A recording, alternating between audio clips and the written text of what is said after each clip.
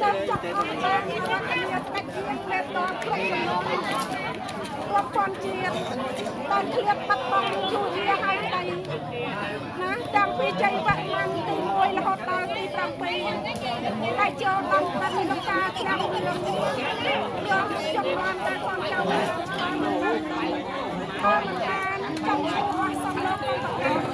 គាត់ហើយយ៉ាងណាបៃតាប្រធានតជ័យតាមវត្តបៃតាគ្រប់ទីសានតគុំលក្ខតត្រូវចាប់មកពេលនេះហើយបើចាំកូនចៅចង់បានភ្លេងអីដែលកំបាញ់នៃតួនាទីសុំថ្វាយភ្លេងណាឥឡូវនេះថ្វាយភ្លេងខ្មែរភ្លេងទៀនមេតបហើយចឹងឡើយក៏សុំវេធីចូលរួមសប្បាយដល់កូនចៅទាំងអស់ភ្លេងហើយអូនលេងថ្វាយដល់កូនចៅទាំងអស់កូនចៅបញ្ចក្ដីអរតនីព្រះមនីសីលោកតា